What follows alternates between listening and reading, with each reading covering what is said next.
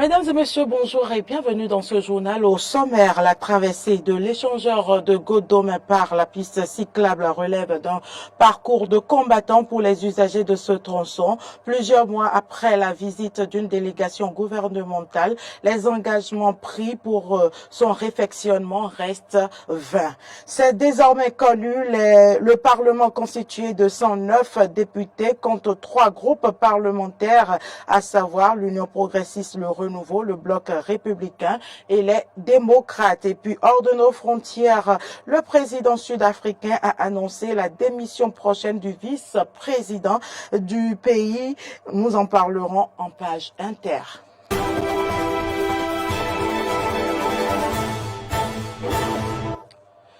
Bienvenue à nouveau. Les usagers de la voie Cotonou à Bomey-Calavi, à la hauteur de l'échangeur de Godoma, souffrent le martyre. La traversée de l'échangeur sur la piste cyclable n'est pas du tout aisée. L'infrastructure se dégrade, j'y arrive, au jour le jour et expose à des risques énormes. Arthur Wendo pour les détails. 15h35. Nous sommes ici à Godomé, sur la traversée de l'échangeur, prenant par la piste cyclable. Ici, l'on s'adonne à ce que l'on juge utile. On profite du bon vent qui circule sous l'échangeur. On expose ses petits fesses à un tonton curieux qui observe tout de près, pendant que d'autres préfèrent vaquer à des occupations en résolvant une équation très difficile à résoudre sur un tronçon pénible. C'est vraiment impraticable. Et ça fait déjà, je dirais même des années que la voie est ici. Elle est dégradée, elle n'est pas dans un bon état piteux. Vraiment, on devait faire appel, c'est pas une société de la place dans notre pays pour arranger ça. Les usagers de la piste cyclable de l'échangeur de Godomé ne peuvent pas attendre mieux du ministre Evere Romain. Nous lançons vraiment un appel aux autorités compétentes de venir voir l'état de la voie et de nous aider, nous les riverains de la zone, pour que les choses aillent, et pour que les citoyens puissent avoir accès librement à cette voie-là. Déjà, je pense que c'est déjà une pratique cette voie. Parce qu'il y a certains dirigeants qui habitent à Calavi, donc ils vont forcément prendre par ici. Et non, ils doivent constater que la route n'est pas en bon état. Piste dégradée, pavée affaissée. Au guidon, les usagers roulent tantôt à droite, tantôt à gauche, pour éviter les nids de poules et les bosses. Jusqu'à quand vont-ils vivre ce calvaire?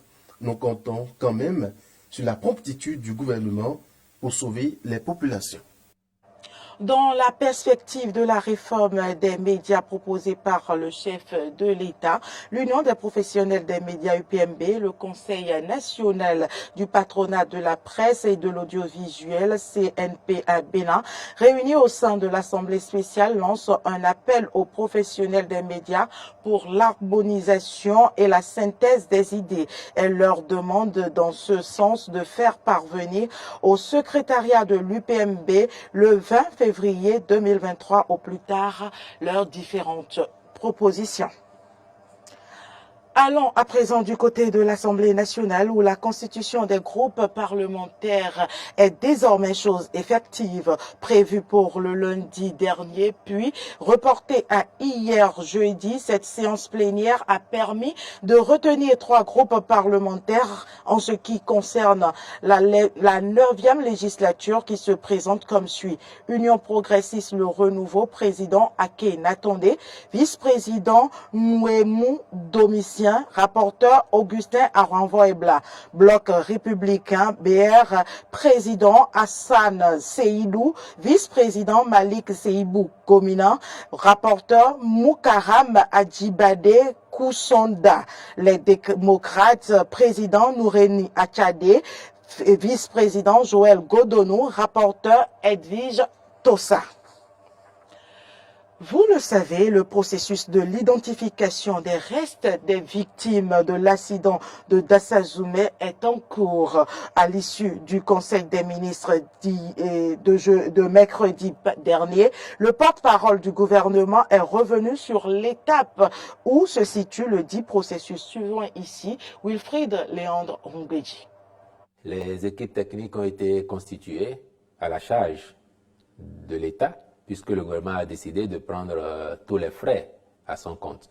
Donc les prélèvements ont été effectués par les équipes techniques, les analyses sont faites ou en cours de l'être. Dans tous les cas, chacune des familles éplorées aura l'occasion d'obtenir les résultats de ces tests et analyses ADN pour recevoir les restes de son parent ou de ses parents qui, malheureusement, ont été dans cet accident et ont perdu la vie. Le gouvernement fait en sorte que, de façon scientifique, la preuve soit faite que tel reste appartienne à telle personne et qu'on ne remette pas à une famille les restes d'une autre personne.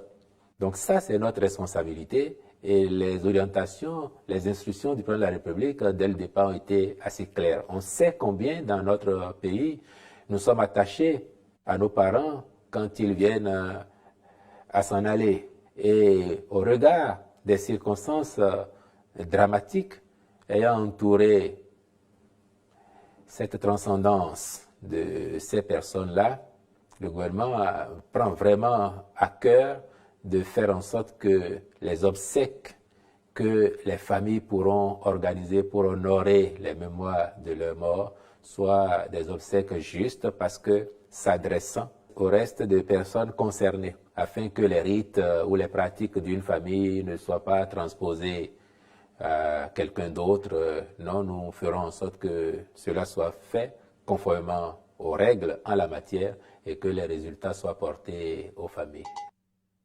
Grosse prise des douaniers béninois ce jeudi 17 février. Les éléments du service régional de lutte contre la fraude dans les départements du Borgou et de la Liborie ont réussi à mettre la main sur 15 000 cartouches de différentes catégories.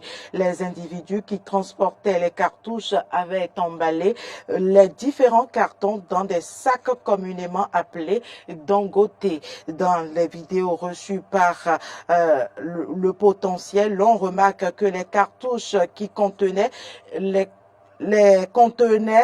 cartouches ont été cachées sous un tas de sable qui se trouvait dans un tricycle que les présumés malfrats transportaient sans crainte. Mais les colis n'ont pas pu aller à destination puisqu'ils ont été interceptés par les éléments de la douane. Plus vigilants, les disciples de Saint-Mathieu ont réussi à identifier les cartouches et à mettre la main sur ceux qui étaient dans le tricycle. Les acteurs du secteur privé suivent depuis avant-hier à Cotonou un atelier de validation de leur rôle et responsabilité dans le projet de formation pour alternance. La rencontre prévue pour durer 3 jours a réuni une trentaine de participants. Grâce à Baligbe, Jean-Baptiste Bokor pour Le Point. C'est le ministre de l'Enseignement secondaire, technique et de la formation professionnelle qui a procédé à la cérémonie d'ouverture de l'atelier de validation des rôles et responsabilités du secteur privé dans la formation professionnelle qui va s'étendre sur 3 jours. Pour Yves Kouao Chabi, c'est le lieu de repréciser le contexte du dit atelier. La stratégie nationale de l'enseignement et de la formation technique et professionnelle 2020-2030 et la loi 2022-01 du 25 janvier 2022 portant loi cadre sur l'enseignement et la formation technique et professionnelle en République du Bénin consacre la formation par alternance et préconise son extension à tous les secteurs prioritaires de l'économie nationale. Cette disposition témoigne de la volonté du gouvernement béninois de mettre le secteur privé au cœur de la formation professionnelle au Bénin. Le projet de formation en alternance est une initiative du gouvernement à travers le ministère de l'Enseignement secondaire, technique et de la formation professionnelle. La phase pilote de ce projet est gérée par la promotion de la formation professionnelle au Bénin, Profop, une composante de la GIZ. À en croire le docteur Abdoulaye Zono, plusieurs actions sont déjà entreprises et d'autres en vue pour la mise en œuvre du projet. C'est ici le moment de vous dire toute notre satisfaction de la coopération que nous avons eue avec les acteurs clés de la chaîne de la formation professionnelle. Nous avons entrepris des actions qui visent à améliorer les cadres institutionnels et réglementaires de l'offre de formation professionnelle et avons contribué à élaborer de façon participative des outils de mise en œuvre de l'alternance de la formation sur la base de la stratégie nationale et de la loi cadre de l'IFTP. Je suis tout particulièrement heureux que le projet PROFOP amorce maintenant l'étape importante de mise en œuvre des programmes de formation dans les écoles et dans les entreprises pour donner du sens à l'alternance rendue obligatoire par la réforme. La finalité de la formation en alternance est d'aboutir à une adéquation entre les programmes de formation et les besoins de marché de l'emploi.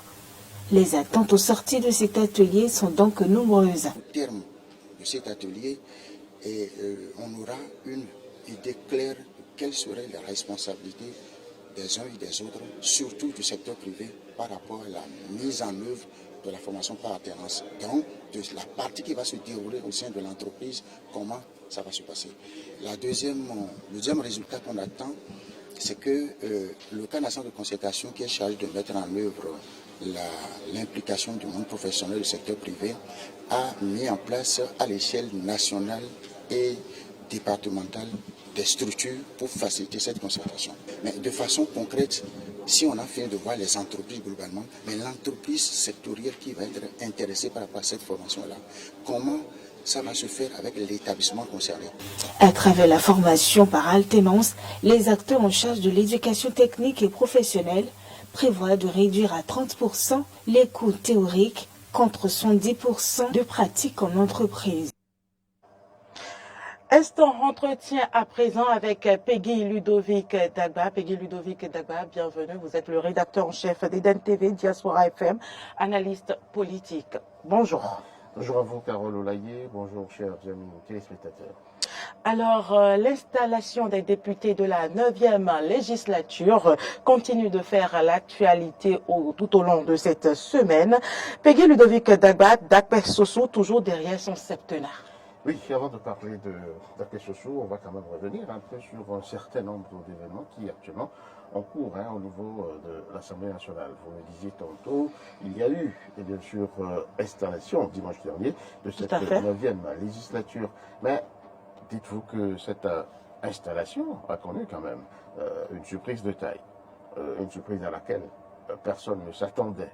D'ailleurs, c'est une surprise puisque nous l'avons appelée surprise, c'est l'intervention des démocrates. Et ils ont été très tôt les premiers à annoncer la création de leur groupe parlementaire. Et au cours de la déclaration, vous savez, selon les usages parlementaires, c'est une déclaration qui sanctionne la naissance d'un groupe parlementaire. Et il y a une sorte d'argumentaire qui soutient, qui sous-tend ce groupe parlementaire qui vient à connaître le jour à l'Assemblée nationale. Et au cours de cette déclaration, tout le monde a été cueilli à froid. Surtout les députés de la mouvance présidentielle qui ne s'y attendaient guère, le public aussi, le public non plus, puisque là, la déclaration a été quand même d'une teneur assez corrosive, parce qu'ils sont revenus sur un certain nombre de faits pendant qu'ils n'étaient pas là, le vote de certaines lois, dont par exemple la loi qui permet au chef de l'État d'aller faire les dépenses avant de revenir à l'Assemblée nationale requérir, on va dire, la ratification. Donc la ratification vient à se faire après coup, pardon.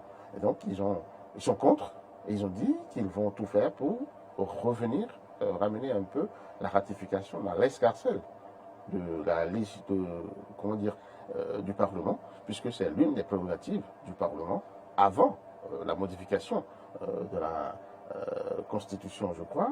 Est-ce qu'ils peuvent atteindre cet objectif-là? Parce que c'est quand même primordial. Oui, c'est assez primordial, mais ce n'est pas que ça. Ils ont parlé de pouvoir revenir un peu sur le droit de grève. Ils ont promis revenir sur un certain nombre d'autres choses, et également par rapport à la fixation, par exemple, du coût du soja, qui ne serait pas du tout compétitif pour les producteurs eu égard à ce qui se fait dans la sous-région. Même Soja se cède à Lomé, en tout cas au Togo, à plus de 500 francs CFA, tandis qu'au Bénin, c'est 200 et quelques. Donc ce n'est pas à leur goût, ce n'est pas assez récompenser les efforts des producteurs. Alors, vous posez là une grande question. Hein. Est-ce qu'ils pourront venir ou atteindre cet objectif ou ces objectifs? La grande question, numériquement, vous savez, ils sont en sous-nombre. Ils ne font que 28 députés face à 81. La loi de la majorité va les battre forcément. Mais ce n'est pas que ça. Nous avons vu dans ce pays, et nous l'avions dit, hein, un invité l'a dit dans nos émissions spéciales que nous avons faites avant l'investiture de la 9e législature, il y a quand même des mécanismes qui pourront leur permettre, à défaut d'agir numériquement pendant les votes. Je ne dis pas que eh bien, chaque fois qu'ils iront au vote, ils seront battus. C'est clair que s'ils ne parlent pas le même langage, s'ils ne s'entendent pas, c'est qu'ils seront battus. Mais je les crédite quand même de certaines capacités de pouvoir négocier avec leurs vis-à-vis pour que ces derniers puissent les suivre un peu dans leurs prétentions à des moments donnés. Mais il faut retenir que quand même au niveau de cette législature, j'allais dire au niveau de ce Parlement, on a quand même eu dans ce pays l'Alliance Étoile, il y a eu l'Alliance G13, il y a eu d'autres alliances où c'était une minorité, mais qui faisait danser vraiment du Tipenti à l'Assemblée nationale. C'est-à-dire lors des votes de grandes lois, des lois assez significatives où, comment dire, la majorité d'alors avait vraiment intérêt à ce que ces lois soient votées. L'opposition, les minorités étaient quand même données dans des stratégies pour empêcher, et bien sûr, l'atteinte de ces objectifs. Donc, ils ont tout ça. Et hier déjà, je crois qu'ils ont commencé à montrer qui ils sont vraiment à leur vraie face. Après, le pied et le nez de dimanche dernier, c'est des gens qui sont partis hier, tout simplement parce qu'ils sont retirés des travaux, parce que la mouvance présidentielle, forte de ces 81 députés, a mis la main, a fait main basse sur les 5 commissions permanentes qui ont été, d'ailleurs, qui permettent d'étudier, en tout cas, les lois en commission. Donc, ils n'ont pas pu se faire élire président ou en tout cas dans ces bureaux, dans les bureaux de ces commissions-là. Donc, ceci a été véritablement contraire à leur vision et ils se sont retirés. Donc, voilà un peu, c'est des éléments qui leur sont apportés où ils peuvent faire des déclarations publiques, ils peuvent aller faire des conférences, toutefois les fois qu'ils se sentent battus dans leurs prétentions, dans leur élan de pouvoir sauver quelque peu le peuple. Voilà ce qu'on peut dire. Sinon, numériquement, ils sont en sous-nombre, ils ne pourront pas grand-chose lors du vote des lois, à moins qu'ils, comme je le disais tantôt, rentrent dans des négociations, mais des négociations ardues pour se faire entendre. Maintenant, vous avez parlé d'Apé Sossou, qui n'a pas... Qui a traduit, qui a fait une lecture quand même plus ou moins biaisée. Ça dépend du côté où l'on se retrouve. Est-ce biaisé ou est-ce vraiment justifié de cette déclaration des démocrates le jour de la cérémonie de l'installation officielle des députés de la 9e législature? Carole Olaye, moi je vous laisse l'entièreté de la responsabilité du mot que vous avez utilisé ou du verbe. Ce qui est sûr, c'est que d'après Sossou, au micro de Eden TV Diaspora FM, et bien sûr, on n'a pas pu manquer encore une fois l'occasion de s'insérer dans la tête de ses concitoyens. Vous savez, cet homme s'est rendu, on va dire, maître dans l'art, et chaque fois de marquer les Béninois d'une manière ou d'une autre. Souvenez-vous, c'est de lui que, eh bien, est sorti, c'est de sa bouche qu'est sorti le septennat qui devrait amener le président Patrice Talon, selon lui, selon sa déclaration, eh bien, à faire 17 ans au pouvoir. Après les 10 ans, il devrait pouvoir faire les 7 ans. Ici, il a tenté, encore une fois, de crédibiliser cette information, parce qu'il faut dire quand même qu'il a été hué, il a été conspué à l'occasion de cette déclaration qu'il avait faite il y a de cela, je crois, quelques années en arrière. En tout cas, c'était au cours de la législature finissante. Et donc, l'homme n'a pas raté l'occasion, au micro de Den TV Diaspora FM, de revenir sur la question. Sur ses rêves. Et curieusement, il parle des démocrates qui seraient prêts à, comment dire, à ce qu'on révise la Constitution. Parce à travers leurs déclarations. À travers leurs revendications. Tout à fait. On ne pourra pas revenir sur ces lois-là tant qu'on ne touche pas à la Constitution. Mais ce qu'il a omis de dire, c'est que ce n'est pas toutes les lois qui vont nécessiter le recours forcément à la révision de la Constitution. Par exemple, je parlais d'un cas tout à l'heure, la ratification qui doit revenir à l'Assemblée nationale. Je crois que cela tient de la modification de la Constitution qui a permis au chef de l'État, en tout cas, de désormais ne plus attendre l'aval de l'Assemblée nationale avant d'aller quêter de l'argent, avant d'aller, solliciter des accords de prêt et autres. Et c'est après exécution qu'il revient à l'Assemblée nationale, qu'il rencontre à l'Assemblée nationale qui va entériner ou non. Quelle serait la force, en fait, de cette prérogative pour l'Assemblée nationale? Après coup, vous voyez donc que si mes intelligences, il devrait s'y avoir, ce serait donc fait. Et l'Assemblée nationale ne pourrait pas grand-chose. Donc c'est pour ça qu'il fallait quand même, pour les démocrates, y revenir. Mais il y a d'autres lois. Est-ce qu'on a besoin de recourir à la révision de la Constitution avant de revenir, par exemple, sur le droit de grève ici au Bénin, qui a été totalement, on va dire, amaigri, puisqu'on lui a retiré toute force. C'est 10 jours par an, si je ne m'abuse, de grève pour ceux à qui le droit de grève est encore reconnu. Sinon, il y a également d'autres corps de l'armée, par exemple la douane, l'armée aussi, et puis d'autres corporations qui n'ont plus le droit de grève. Merci à vous, Peggy, Ludovic et Dagba, pour toutes ces précisions. Chers téléspectateurs et amis auditeurs de la 102.3, prenez le rendez-vous. C'est ce soir à 18h sur la 102.3. Votre émission a pour thème le tacle des démocrates à l'installation de la 9e législature d'Akpé Sossou, toujours derrière son septennat. Vous suivrez les analyses, les commentaires des débatteurs de cette émission avec Peggy, Ludovic, Dagba. Restez avec nous pour la suite de ce journal. Actualité en dehors du Bénin, le président sud-africain Cyril Ramaphosa a déclaré hier que la demande de démission du vice-président sud-africain David Mabuza serait acceptée. Le vice-président Mabuza a communiqué son désir de quitter son poste. Sa demande est maintenant en cours de réalisation, a déclaré le président Ramaphosa lors de son discours devant le Parlement national en concluant le débat sur le message annuel sur la situation dans le pays. Et c'est tout pour cette édition. Merci pour l'attention. Les informations se poursuivent sur nos différentes plateformes, Facebook, Twitter, YouTube et sur nos différentes chaînes et à travers Play Store. Vous pouvez télécharger nos différentes applications Eden TV, Diaspora FM. Merci et à bientôt.